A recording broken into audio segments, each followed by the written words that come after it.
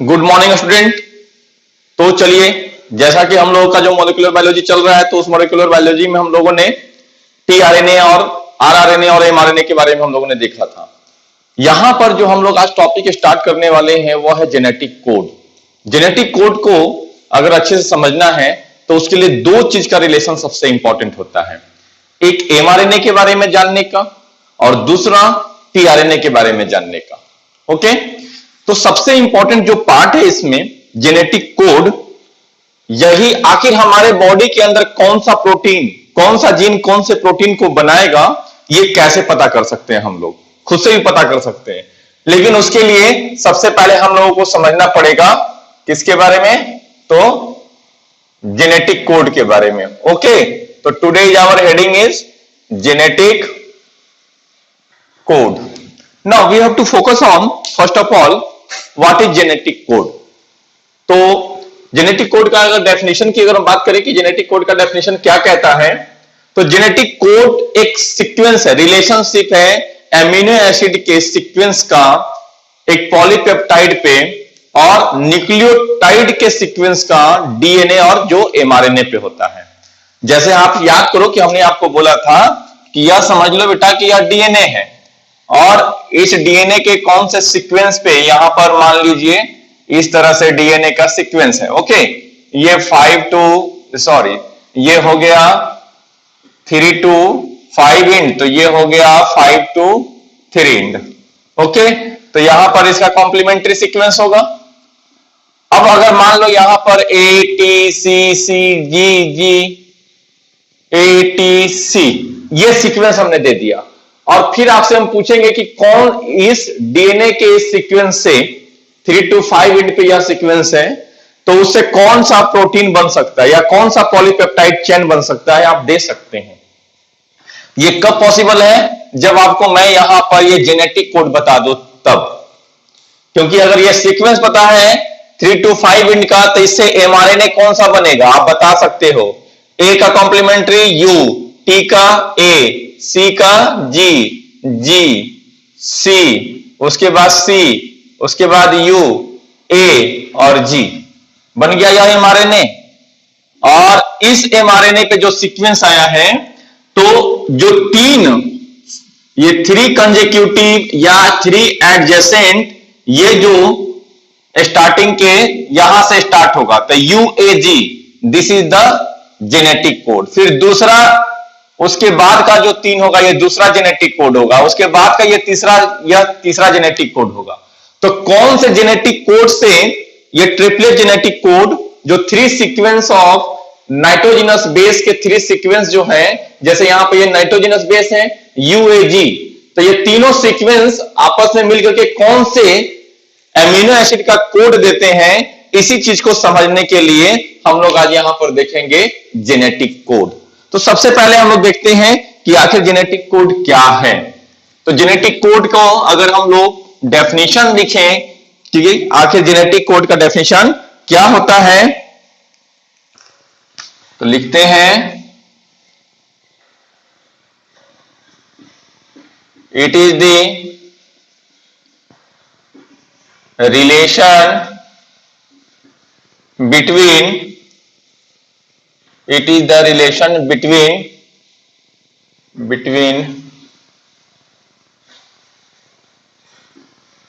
sequence of amino acid, it is the relation between sequence of amino acid on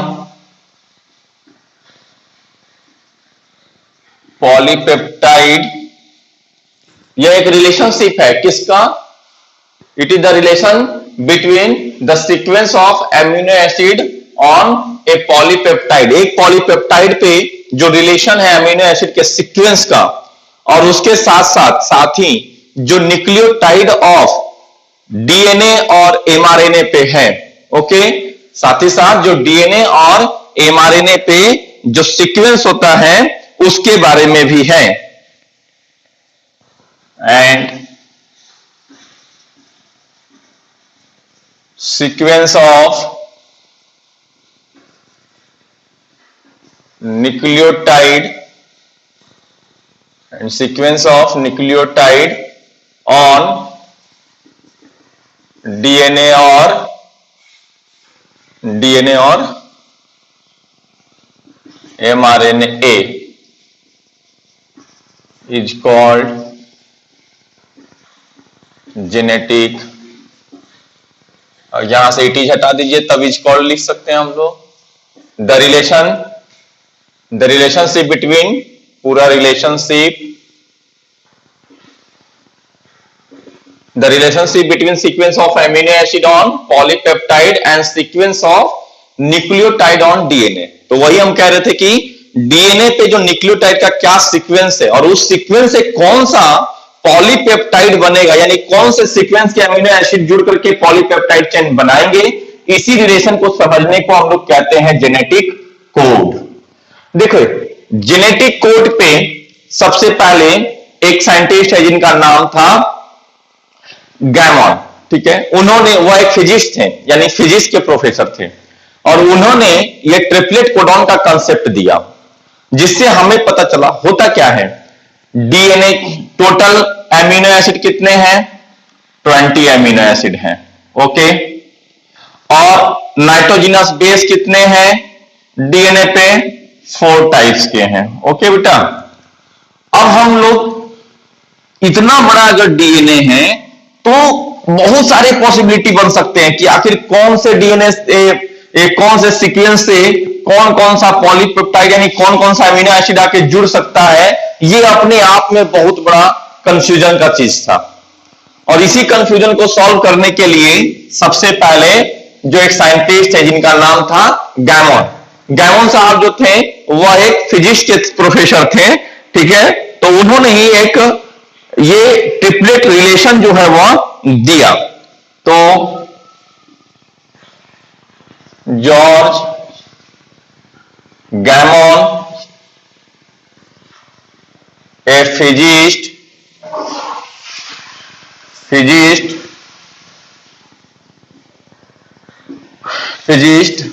that provide, सबसे पहले ये जो genetic code है, coin the term genetic code, coin the term genetic code. Genetic code का term भी जो है वो सबसे पहले जॉर्ज गैमन ने ही दिया था। उसके बाद में देखिए इन्होंने ही बताया कि ट्रिपलेट कोडॉन होता है, यानी 3 बेस मिल करके एक कोड देते हैं, और टोटल 20 अमीनो एसिड है और टोटल ऐसे 4 बेस हैं। तो अकॉर्डिंग टू परमुटेशन के हिसाब से टोटल जो है 4 के पावर 3 यानी 4 का जो क्यूब होगा टोटल उतने कोडॉन हमें मिलेंगे।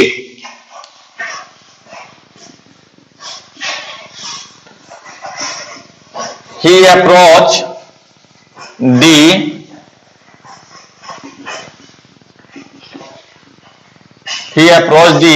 triplet codon, that is, इन्होंने सबसे पहले क्या बताया? Total bases are 4 and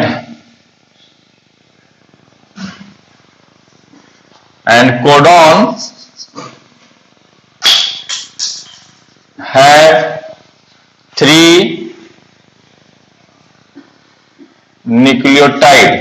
codon है 3 न्यूक्लियोटाइड।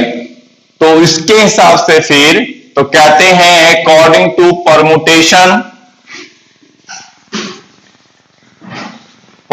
कॉम्बिनेशन मैथमेटिक्स का पार्ट है। तो अकॉर्डिंग टू परमुटेशन 4:4:4 यानी इक्वल टू 64, यानी 4 का क्यूब। 4 क्यों? 4 नाइट्रोजिनस बेस हैं, और 3 क्यों? पावर 3 क्यों? क्योंकि एक कोडॉन में 3 न्यूक्लियोटाइड होते हैं। तो उसके हिसाब से अगर चलेंगे तो टोटल 64 कोडॉन। और ये जो है इन्होंने बहुत बड़ा अप्रोच दिया किसको? तो दूसरे साइंटिस्ट थे नीरेनबर्ग एंड हमारे इंडिया के हरगोविंद खुराना को, और साथ ही साथ एक और साइंटिस्ट थे मिथाइको। ये तीनों ने मिल करके ये पूरा का पूरा अप्रोच लगा करके एक जेनेटिक कोड को, खास करके नीरेनबर्ग ने बहुत बार रोल प्ले किया और हमारे हरगोविंद खुराना ने। तो यहीं पर he provide a good approach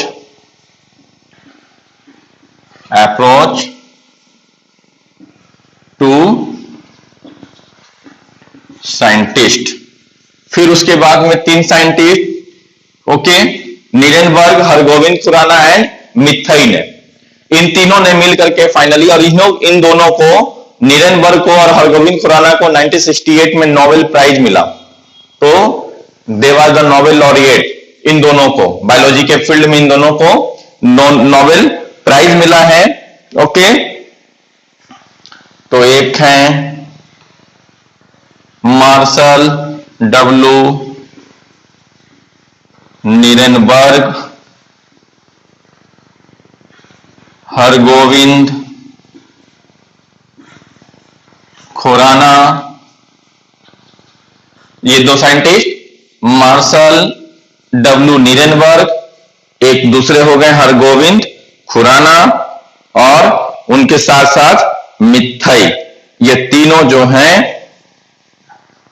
and मिथाई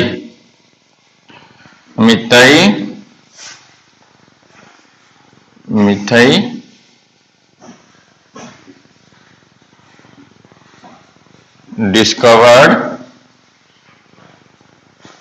genetic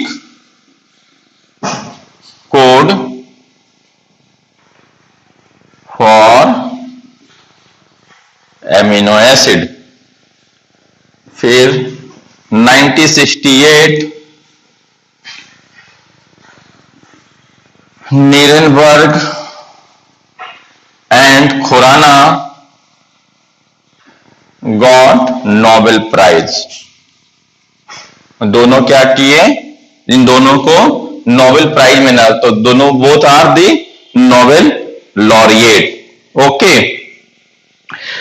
फिर उसके बाद में एक साइंटिस्ट का नाम और पूछता है, वह है सेवरो ओकोआ। सेवरो ओकोआ, इन्होंने न्यूक्लियोटाइड पॉलीपेप्टिडेज एंजाइम का सिंथेसिस किया, जो बिना एक ट्रिपलेट कोडॉन के आरएनए का सिंथेसिस करवाता है।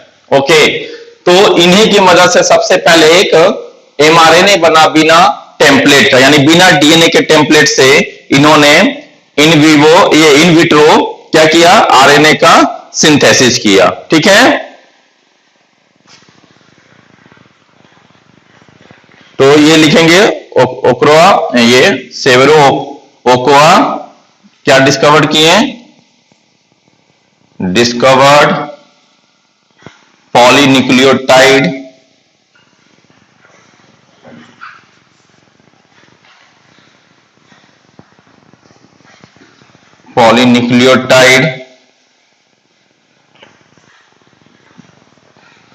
discovered enzyme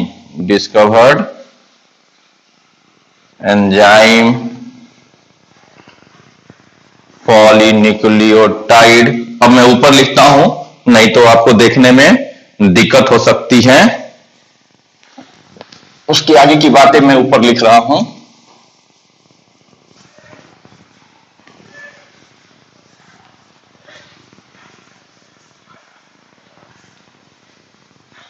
तो यहां तक लिखे हम लोग, discovered enzyme polynucleotide phosphorylase which could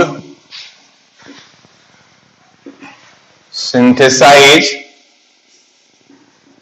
RNA without any template.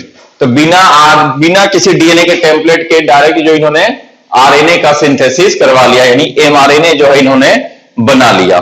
तो वो ये क्वेश्चन आपसे पूछ सकता है कि वो साइंटिस्ट का नाम जनरली पूछ सकता है। ठीक है, तो वो पॉलीमराइजेशन का प्रोसेस कराएं तो फॉस्फोराइलेज विच कुड सिंथेसाइज या विच कुड पॉलीमराइज राइबोन्यूक्लियोटाइड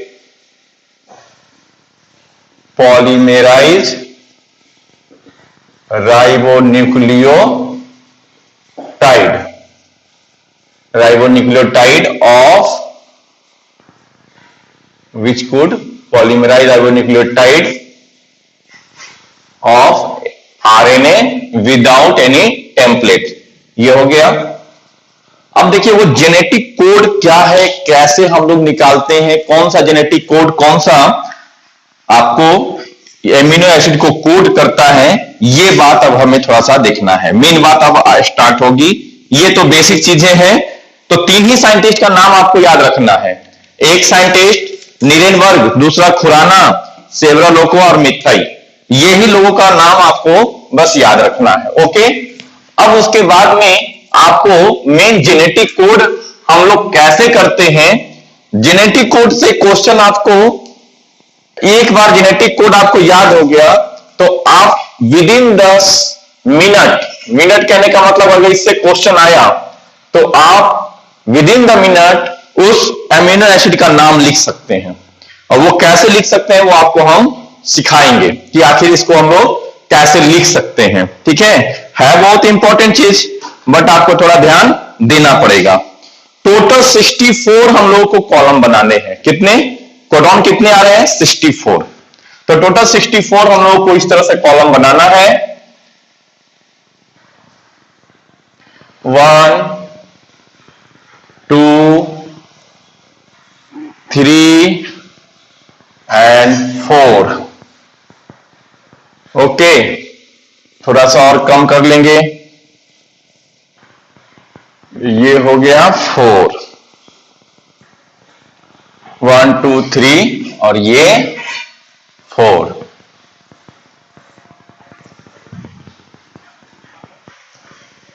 चलिए,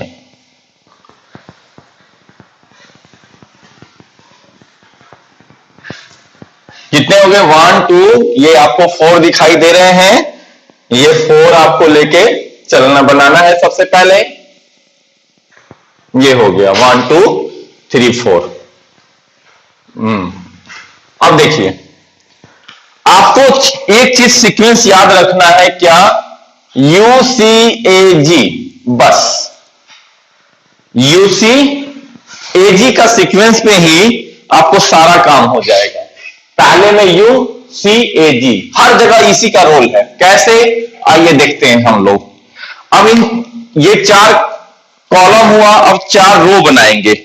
तो यहां से इनके हम लोग 4 पहले रो बना दिए, 1 2 और ये फिर टोटल 4 हो गए। 1 2 3 4। कितने? 1 2 3 4।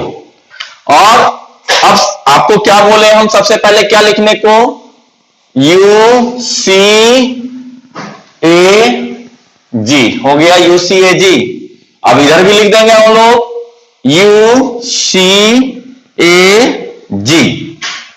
अब जैसे आप इधर UCAG लिखे हैं उसी तरह आपको अब इन सब में आपको 4 कॉलम करना है। तो तब अभी क्या बना? टोटल 16 बना होगा। आप देख लो, 1 2 3 4 5 6 7 8 9 10 11 12 13 14 15 16।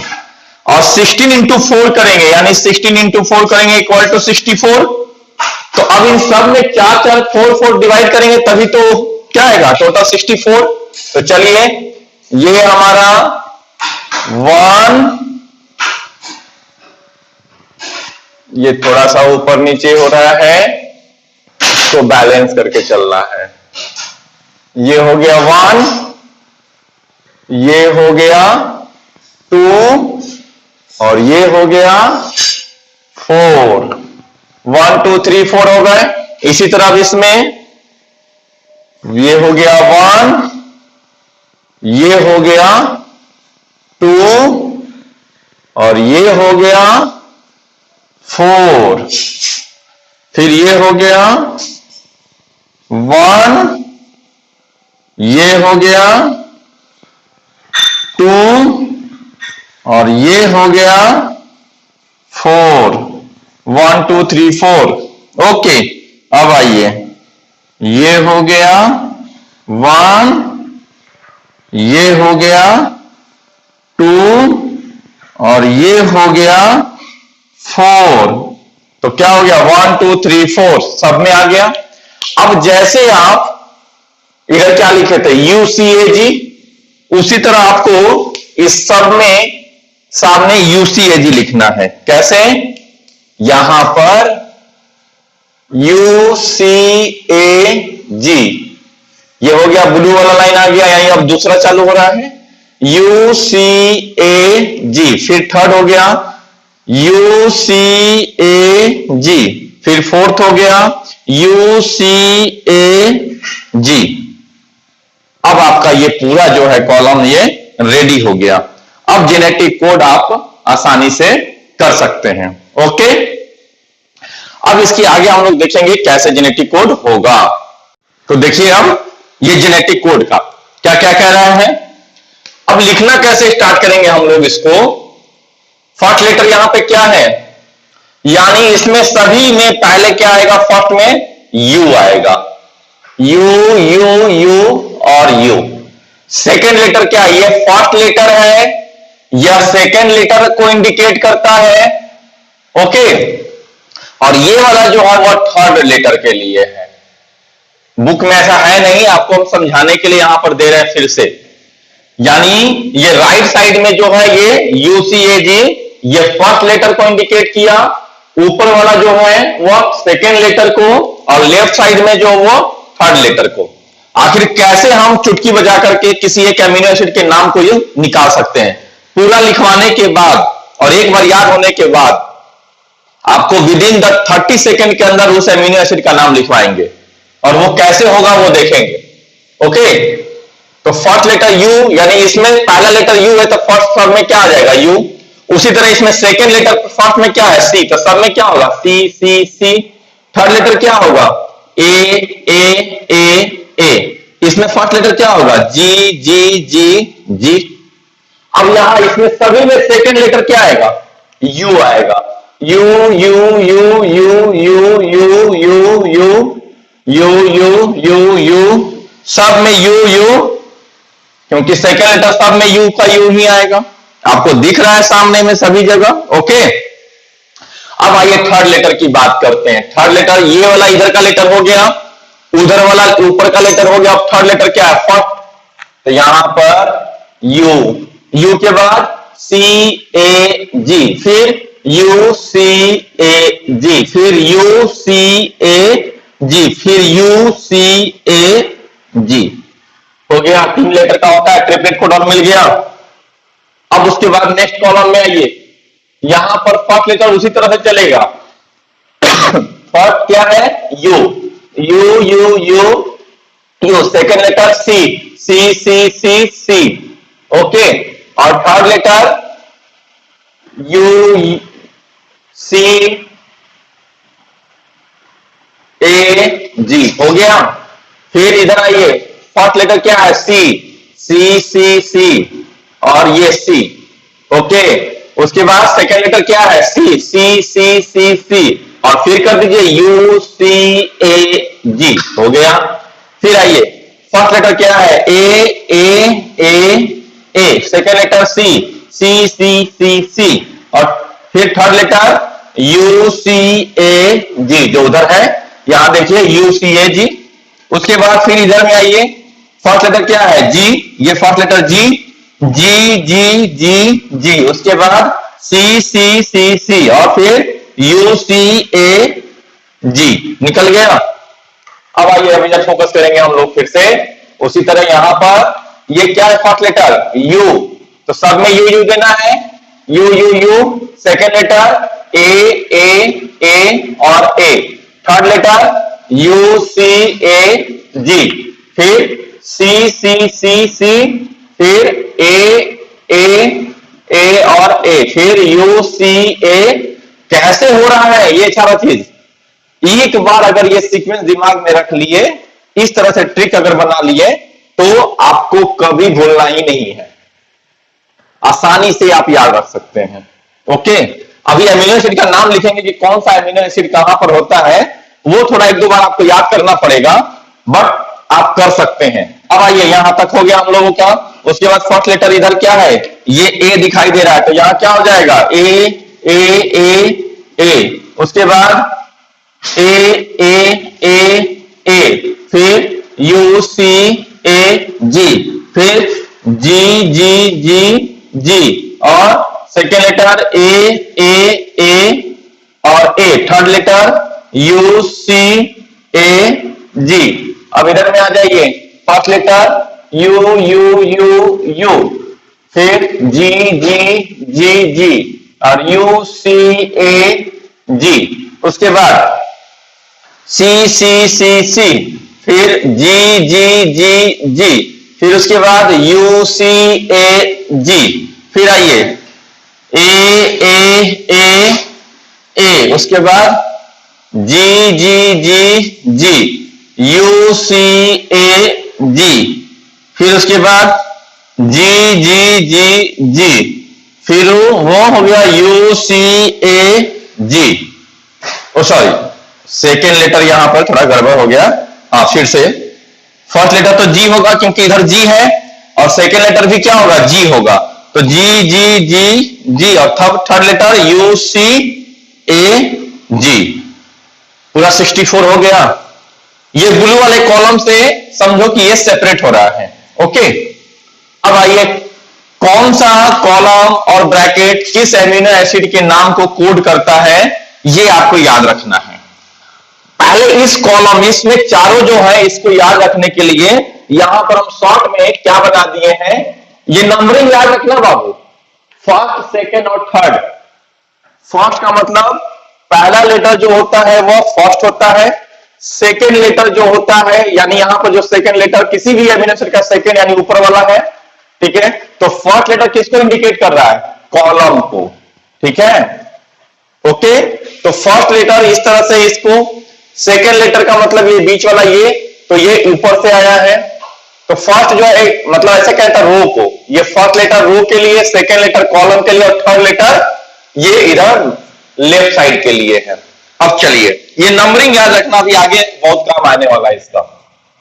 इसमें अगर नाम लिखना होगा एमिनो एसिड का, तो याद रखने के लिए हम लोग क्या बोलते हैं, हमने क्या बना दिया है इसको, तो इसको हम बोलते हैं FL2IMV।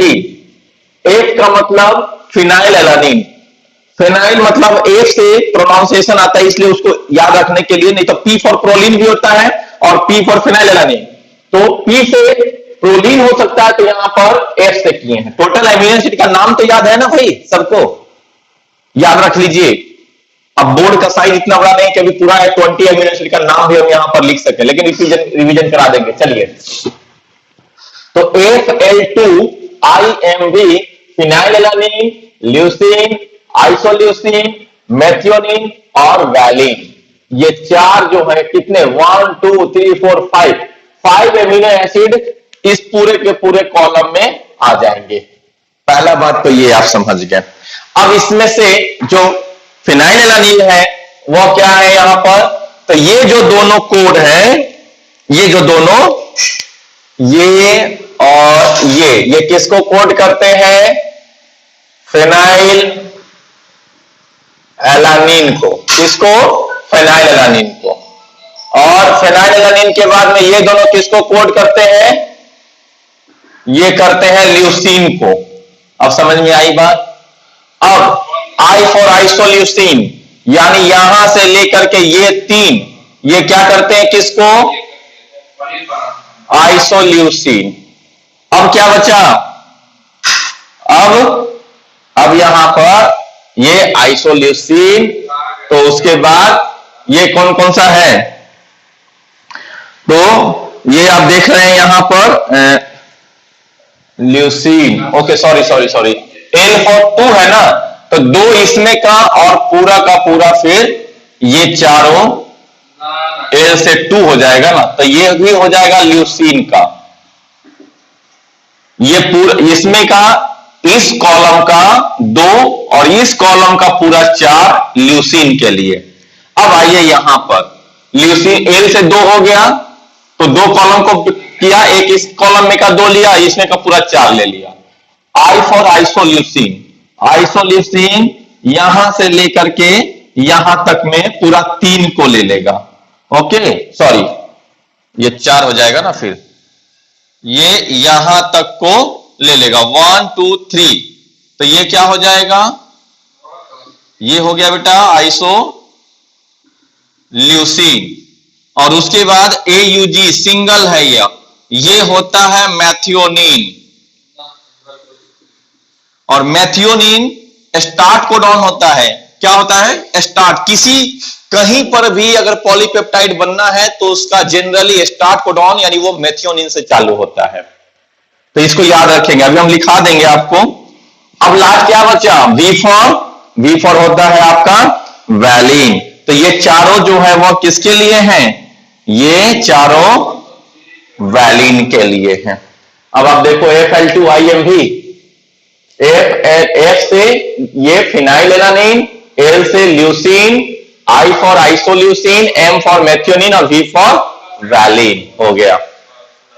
अब इसमें याद रखते हैं sp_ta, ठीक है। अब sp_ta यहां पर ये ब्रैकेट को याद रखना सबसे आसान है। क्यों, ये ब्रैकेट और ये ब्रैकेट थोड़ा आसान याद रखना ज्यादा आसान है और सबसे थोड़ा टफ ये पड़ जाता है, लेकिन हम फिर भी, और सबसे इजीएस्ट ये ब्रैकेट है क्योंकि पूरा का पूरा 4 जो है वह सिर्फ एक एमिनो एसिड के कोड को कोड करेंगे, बाकी किसी दूसरे को नहीं। अब जैसे एस, ये चारों जो है वह पूरा का पूरा सेरीन, और P फॉर प्रोलीन, यहां से यहां ये पूरा प्रोलीन, और अब उसके बाद में T है, ठीक है, तो T for threonine, T for यहां पर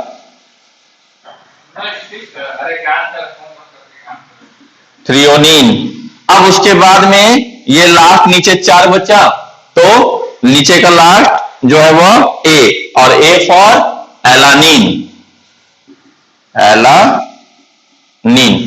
sp_ta हो गया। अब आइए इधर, अब ये क्या बचा, ये है, इसको कैसे याद रखते हैं, इस कॉलम को, यानी थर्ड वाला कॉलम कैसे याद रखते हैं। थर्ड वाले कॉलम में हम लोग बोलते हैं टाइरो स्टॉप करो हिस्टीग्लूटामिन को, एस्प्रालाई है aspartic acid and glutamic acid को। अब पूरा याद रखना पड़ेगा आपको, हम क्या बोल रहे हैं पूरा लिखा देंगे आपको।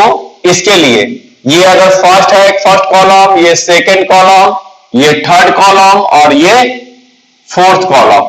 तो फर्स्ट कॉलम में Fl2IMV, सेकंड कॉलम में sp_ta और थर्ड कॉलम में याद रखना है आपको टाइरो स्टॉप करो हिस्टीग्लूटामिन को, यानी सभी में 2 2 2 2 2, इधर सभी के 4 4 4, तो इसके सभी के सिर्फ 2 2 2 जो है वो आपको लेकर के चलना है, सभी के 2 2 2, ठीक है। तो वो देखो, तो पहले जो सभी के सिर्फ 2 2 2, तो हम क्या कह रहे हैं कि टाइरो मतलब टायरोसिन, टायरोसिन के 2 काम बोल देंगे, टाइरो मतलब टायरोसिन। स्टॉप करो, स्टॉप का मतलब ये दोनों, यह भी स्टॉप कोडॉन है। अब क्या होता है स्टॉप कोडॉन वो बताएंगे। स्टॉप कोडॉन का मतलब जहां पर राइबोसोम आकर के ट्रांसलेशन यानी प्रोटीन बनाना बंद कर दे, इस कोड पे आएगा ना, जैसे ही किसी एमआरएनए पे ये कोड होगा मतलब वहां से प्रोटीन आगे की ओर बनना नहीं होगा, यानी वहीं पे रुक जाएगा। तो ये भी स्टॉप कोडॉन है, या भी स्टॉप कोडॉन है। देखिए 2 जो है टायरोसिन के 2 जो है वो स्टॉप कोडॉन। तो हमने क्या बोला था, टाइरो टाइरो टाइरो स्टॉप करो हिस्टीग्लूटामिन को, तो टाइरो हो गया और स्टॉप करो हिस्टी, मतलब ये दोनों जो है वह हिस्टिडीन। टाइरो स्टॉप करो हिस्टी ग्लूटामिन को, ग्लूटामिन को। एस्प्रालाई है, एस्प्रा मतलब एस्प्राजीन, तो यहां पर एस्प्राजीन आ गया ना। एस्परालाई मतलब लाइसिन, एस्परालाई है किसको, एस्पार्टिक ग्लूटामिक एसिड को, यानी ये एस्पार्टिक एसिड और ये लास्ट का दो ग्लूटामिक एसिड को, एस्पार्टिक ग्लूटामिक एसिड को हो गया। और सभी में देखो दो दो दो है, इसके दो टायरोसिन, इसके दो स्टॉप, इसके दो हिस्टिडीन, इसके दो ग्लूटामिन, इसके दो एस्प्राजिन, इसके दो लाइसिन, सब में सिर्फ दो दो दो। तो ये कॉलम में सब में सिर्फ चार चार चार, तो एसपीटी है, और ये कॉलम सब में दो दो दो। जब कोई काम बहुत बड़ा दिखाई दे कि ये बहुत बड़ा काम है, तो हमारा काम पहले क्या बनता है, ऑप्शन है कि हमें करना ही है, कोई दूसरा प्लान बी है ही नहीं, तो उसको स्किप कर नहीं सकते, छोड़ नहीं सकते हैं, नीट के पॉइंट ऑफ व्यू से या बोर्ड के भी पॉइंट ऑफ व्यू से, एनसीईआरटी में भी है। शुरू में लगता है, फर्स्ट टाइम में लगता है कि ये बहुत टफ है, बहुत बड़ा है, कैसे क्या करेंगे। तो जब कोई काम बहुत बड़ा दिखाई देना, तो उस काम को पहले छोटे छोटे इंस्टॉलमेंट में बांटा जाता है। समझ में आई बात। तो इतना बड़ा दिख रहा है, 64 को याद रखना है, तो उसके लिए पहले सिंपलेस्ट इंस्टॉलमेंट देखो कि फर्स्ट इंस्टॉलमेंट क्या है, ये इंस्टॉलमेंट याद रखना सबसे आसान है। यानी ये जो चार होगा सेरीन, ये जो चार होगा प्रोलीन, ये जो चार होगा थ्रियोनिन, और ये जो चार होगा एलानिन। हो गया एक इंस्टॉलमेंट खत्म। दूसरा इंस्टॉलमेंट में ये आसानी से याद होगा कि सभी दो दो दो जो है वो किसी एक अमीनो एसिड को ही कोड करते हैं। दूसरा इंस्टॉलमेंट कंप्लीट हो गया। और थर्ड इंस्टॉलमेंट में इसको भी याद कर लीजिए, कैसे, तो Fl2IMV से। अब कंफ्यूजन इसमें क्या होगा, नीचे का सबसे आसान है कि चारों का चार जो है वो वैलिन है, और ये आसान होगा IM, क्योंकि मेथियोनिन का एक ही कोड होता है, बाकी सबके ज्यादातर दो दो कोड मिलते हैं, लेकिन मेथियोनिन के देखो एक ही कोड है, सिर्फ AUG, उसके बाद मेथियोनिन कहीं नहीं आया है, तो मेथियोनिन के सिंगल कोड है, बचा हुआ तीन जो है वो आइसोल्यूसिन के हैं। तो और ये पूरा का पूरा, तो यानी आपको कंफ्यूजन क्या आ सकता है, अब टोटल कितने ब्रैकेट है, ये 1 2 3 4 में से नीचे का सबसे अच्छा है वैलिन, पूरा का पूरा चार एक साथ कोड करता है, चारों नीचे का लास्ट वाला वैलिन को, और ये बीच वाला जो है वो ल्यूसीन को। बचा कौन सा, फर्स्ट कॉलम और ये सेकंड। तो फर्स्ट और सेकंड को थोड़ा सा दो बार दिमाग में रखेंगे तो आसानी से याद हो जाएगा। ये आसान है, ये आसान है, और इसका जो टिपिकल पार्ट है उसको सेपरेटली याद कर लिया, आसान पार्ट को अलग कर दिया। अब क्या बचा, ये बचा। तो काम धीरे धीरे इंस्टॉलमेंट में करते करते वो काम अब आसान लगने लगता है, लेकिन जब तक ये सोचते रहेंगे कि बहुत टफ है बहुत टफ है, वो कभी नहीं होने वाला। तो पहले काम को आसान करने का सबसे पहला प्रोसेस है तो उसको छोटे छोटे इंस्टॉलमेंट में कैसे हम उसको छोटा करके आसान बना सकते हैं। तो यही चीज है आपका इंस्टॉलमेंट का काम। अब देखिए, अब इसमें क्या आया, ये दिख रहा है, ये वाला पार्ट जो है इसको बोलते हैं CST, छत्रपति शिवाजी महाराज टर्मिनल आपके मुंबई में स्टेशन है, तो उसको CST से हम इंडिकेट कर देंगे। तो C for cysteine, S for ये क्या हो जाएगा, तो ये दोनों जो है वो सिस्टीन के, S का मतलब स्टॉप कोडॉन, और T फॉर थ्रियोनिन के। तो इस तरह से जो है वो आप उसको बांट सकते हैं। हम क्या करें, छत्रपति शिवाजी महाराज टर्मिनल मतलब सिस्टीन और स्टॉप कोडॉन और ट्रिप्टोफान, ठीक है। तो ये हो गया आपका C का मतलब, ये हो जाएगा सिस्टीन, C और S और T। तो C का मतलब सिस्टीन, S का मतलब स्टॉप कोडॉन, तो ये हो गया स्टॉप, और T का मतलब ट्रिप्टोफैन, ये हो गया ट्रिप्टोफैन। तो आसानी से CST, ये पहला वाला पार्ट खत्म हो गया। क्या हो गया, वो CST से कंप्लीट हो गया, आपको आसान हो गया एक चीज। उसके बाद वो दूसरा जो पार्ट है वो पूरा का पूरा आर्जिनिन को कोड करता है, ये पूरा चारों। तो ये बहुत आसान सा चीज है, ये हो गया आर्जिनिन, ये आर्जिनिन को पूरा कोड कर दिया। अब क्या बचा भाई, ये पार्ट और ये पार्ट बचा है, वो दोनों को अगर सिर्फ लिख लेंगे, इसमें का सबसे आसान पार्ट तो निकल गया। तो बचा कितने कॉलम, एक ये कॉलम भी आसानी से याद रख सकते हैं CST से, ओके। अब बच गया ये कॉलम और ये कॉलम, अब वो दोनों कॉलम को आप लिख सकते हैं। तो एक है सेरीन, फिर आर्जिनिन, फिर ग्लाइसिन। तो 2 सेरीन 2 अर्जिनिन, ये 2 सेरीन, और फिर से ये दोनों अर्जिनिन, और ये चारों का चारों जो है वो ग्लाइसिन। हो गया, आ गया पूरा। एक चीज आप फिर नोटिस करोगे कि नीचे का ये जो पूरा पार्ट है VAGG, ठीक है, ये लास्ट वाला जनरली चारों के चार जो है वह किसको कोड करते हैं, किसी एक को। जैसे देखो ये लास्ट का चारों वैलिन को, ये लास्ट का चारों एलानिन को। बस इसमें कम क्यों, क्योंकि इसमें सभी दो दो दो रहते हैं सिर्फ। तो आधे ये जो दो है वो एस्पार्टिक एसिड और बाकी का दो है जो ग्लूटामिक एसिड, लेकिन दोनों जो है वो एसिडिक वाले हैं। और फिर ये लास्ट का फिर से चार का चार ग्लाइसिन को। जिस मेथड से आपसे याद हो सकता है बस उस मेथड को अपना लीजिए। कैसे याद कर सकते हैं आप, Fl2sp-Ta या टायरोस्टॉकग्लूटामिन को, और CST Chhatrapati Shivaji Maharaj terminal, CST arginine गया था सेरीन से मिलने, आर्जिनिन ने कहा ग्लाइसिन के साथ आएंगे, हमने ऐसे याद कर लिया। क्या बोले, CST गया था, CST आर्जिनिन गया था सेरीन से मिलने, आर्जिनिन बोला ग्लाइसिन के साथ आएंगे, हो गया। अब इसी चीज को आप, मैं बोल रहा हूं आप उसको लिखेंगे। ये फर्स्ट में क्या बोले Fl2IMV, सेकंड में क्या है sp-Ta, और थर्ड का क्या है, थर्ड का हम बोल रहे हैं, आप अपने नोटबुक में नोट डाउन कर लीजिए। टायरो स्टॉप करो हिस्टी ग्लूटामिन को, एस्प्रा लाई है एस्पार्टिक एसिड ग्लूटामिक एसिड को।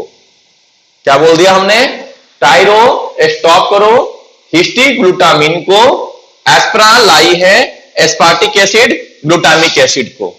हो गया भाई। अब यहां पर एक चीज और चीज है, स्टॉप कोडॉन 3 है, UAA, UAG और UGA। इन तीनों का दूसरा नाम भी है, स्टॉप कोडॉन है OAO, ऑर्च अम्बल ओपल। ये तीनों के तीनों स्टॉप कोडॉन का नाम पूछ देता है, कौन सा है ऑर्च, कौन सा अम्बल, कौन सा ओपल। तो पहले ऑर्च से स्टार्ट कीजिए, O फॉर ऑर्च, A फॉर एम्बल और फिर O फॉर ओपल।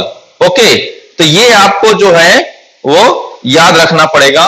तो जैसे यहां पर कंफ्यूजन हो जाता है कौन सा ऑर्च है कौन सा अम्बल है, तो गाना आया था ना OAO, OAO मतलब यहां पे सबसे पहले तो इस स्टॉप कोडॉन का नाम हो जाएगा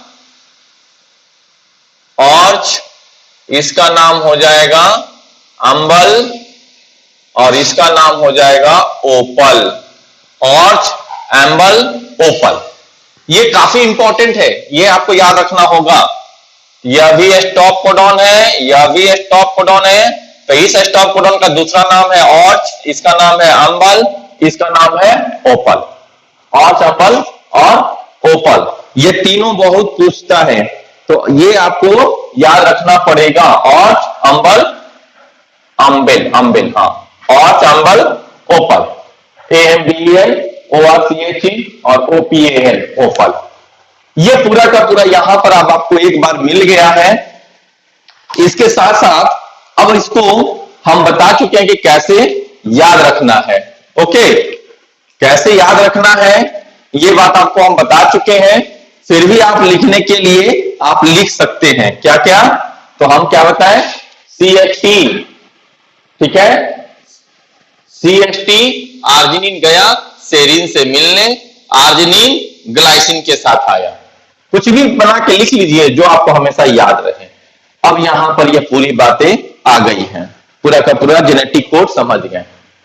कहने का मतलब, अब ये जेनेटिक कोड का मतलब क्या हुआ, जेनेटिक कोड का मतलब आपको अब मैं समझा रहा हूं। देखिए, आधा मिटाना पड़ेगा, आधा आपके सामने मैं रखता हूं समझाने के लिए कि ये जेनेटिक कोड क्या कहना चाहता है। चलो आइए, आधा जेनेटिक कोड को मैंने मिटा दिया है, अब समझने की कोशिश करते हैं कि क्या है ये जेनेटिक कोड। कहने का मतलब बेटा कि ये समझो कि यह एक mRNA बन के आया, और इस एमआरएनए के ऊपर में एमआरएनए किसका बना होगा? पॉलीराइबोन्यूक्लियोटाइड का, यानी बहुत सारे न्यूक्लियोटाइड आपस में जुड़े होंगे तो वो, तो न्यूक्लियोटाइड यानी बेस किस तरह से होगा? A U G C C C C G U, यहां U C G G A C G G C A U G, या हाँ चलिए ए यू जी यू ए आ गया। अब चलिए, तो हम क्या कर रहे हैं कि जो फर्स्ट थ्री यहां से सीक्वेंस स्टार्ट हुआ है, ये 5 इंड है और ये 3 इंड है। तो 5 इंड का पहला थ्री, फर्स्ट थ्री, ये फर्स्ट थ्री हो गए, ये एक जेनेटिक कोड को कोड करते हैं। तो यानी पहला 3 AUG है। तो AUG का मतलब क्या हुआ? जेनेटिक कोड में क्या था? आइए यहां पर मिट गया है। AUG का मतलब होता है मैथियोनिन, ठीक। और इसी को हम लोग क्या बोले थे? Start codon. Methionine is the start codon. ये 3 तो एक एमिनो एसिड के कोड को दे दिया, यानी मैथियोनिन आ गया। अब उसके बाद का 3 CCC, यहां पर देखिए C और फिर C, ये यहां पर आया ना, ये CCC है, किसका कोड है? प्रोलीन को। तो यानी दूसरा जो एमिनो एसिड आएगा वो कौन सा होगा? वो प्रोलीन होगा। अब तीसरा आइए UCG, उसके बाद यहां तक हो गया था। अब इसके बाद का तीसरा UCG, UCG, आइए देखिए यहां किसको कोड कर रहा है? तो सेरीन को, यानी तीसरा एमिनो एसिड क्या होगा? सेरीन होगा। उसके बाद आइए GAC, जी का मैंने क्या किया है यहां पर? अभी मिटा दिया है। तो आप आसानी से कर सकते हैं। कैसे? फर्स्ट लेटर क्या है? जी, यानी इधर का सबसे पहला लेटर जी होगा। उसके बाद क्या होगा? ए किधर है? इसमें है। तो ए यानी कहां होना चाहिए था? सेकेंड लेटर में ए है। और सी का मतलब क्या हुआ? सबसे नीचे का ए के साथ में क्या लिखाए थे आपको हम? टाइरो स्टॉप करो हिस्टिग्लूटामिन को, एस्परा लाई है एस्पार्टिक एसिड ग्लूटामिक एसिड को, याद कीजिए यहां पर GAC है।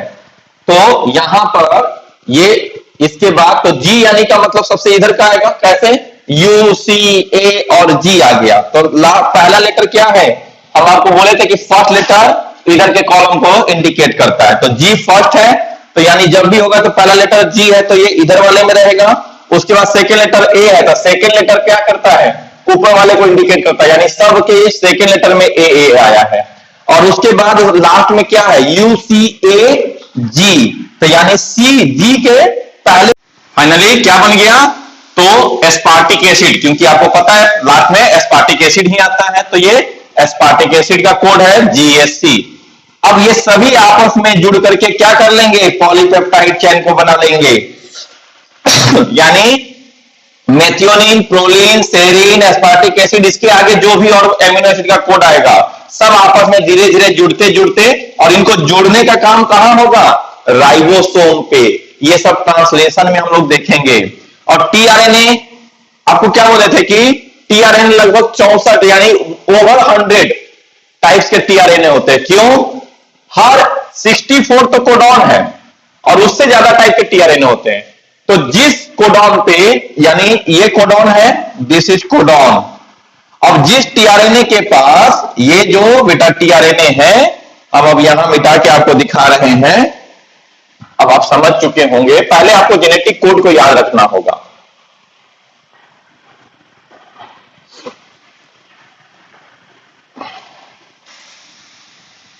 चलिए, तो यानी अगर इस एमआरएनए पे क्या कोड है? AUG है, तो यहां पे कौन सा टीआरएनए आएगा?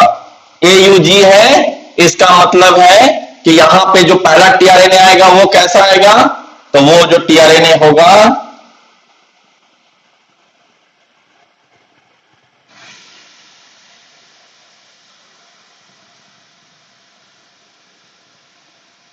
और इस टीआरएनए का एंटीकोडॉन क्या होगा? तो ए का कॉम्प्लीमेंट्री क्या होता है, यू, टिक, और इसका ए और इसका सी। तो इस पे एंटी कोडॉन यानी इसका कॉम्प्लीमेंट्री यूएसटी होगा। तो ये क्या हो जाएगा, एंटी कोडॉन। और यह टीआरएनए कैसे एमिनो एसिड को लेकर के आएगा, तो एयूजी किसका कोड है, एयूजी कोड करता है मैथियोनिन का बेटा। तो यहां पर क्या लगा होगा, आपको बोले थे कि ये 3 एंड पे एमिनो एसिड बाइंडिंग साइट होता है, तो ये किसको कैरी करेगा, तो ये कैरी करेगा मैथियोनिन को,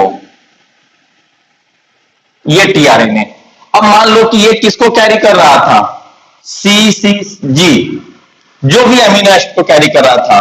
तो ये यहां पर जो टीआरएनए होगा, अब उसके पास ये दूसरा टीआरएनए आ गया, और यहां पे मान लीजिए एक्स वाई जेड जो भी एमिनो एसिड है, ये इसके साथ कॉम्प्लीमेंट्री हुआ। उसके बाद तीसरा टीआरएनए इधर आएगा।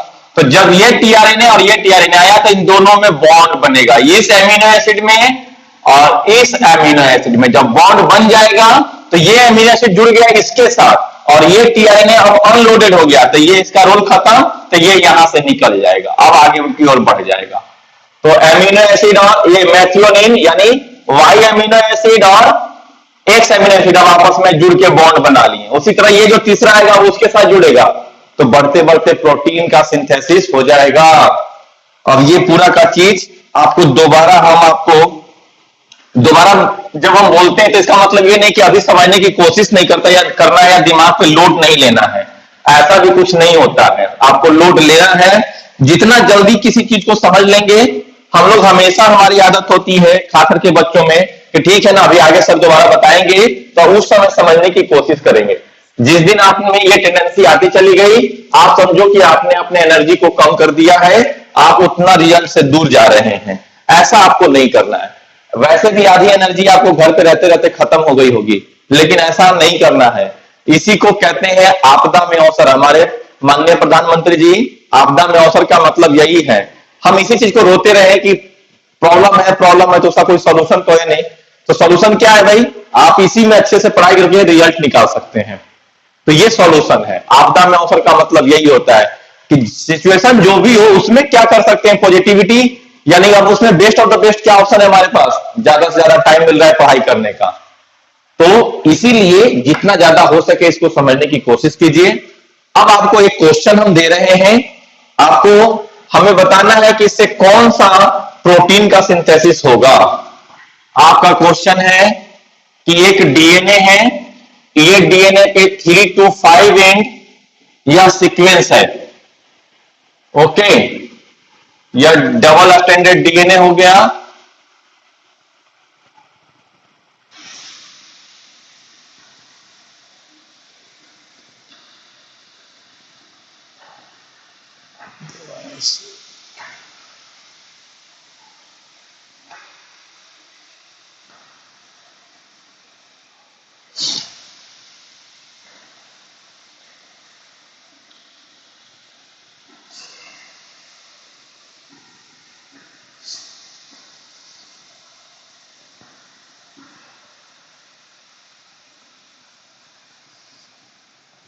ओ सॉरी,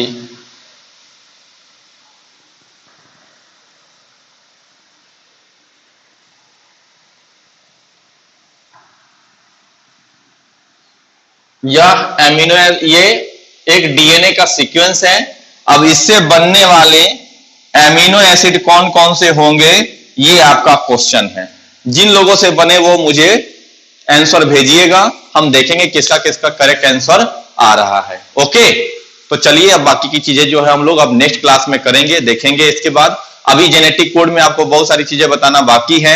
जेनेटिक कोड का क्या जो है कैरेक्टर होता है, यानी प्रॉपर्टीज ऑफ जेनेटिक कोड, और उसके एक्सेप्शन कौन से हैं, क्या होता है स्टॉप कोडॉन, क्या होता है स्टार्ट कोडॉन, ये अब हम लोग अगले नेक्स्ट क्लास में करेंगे। Okay, thank you.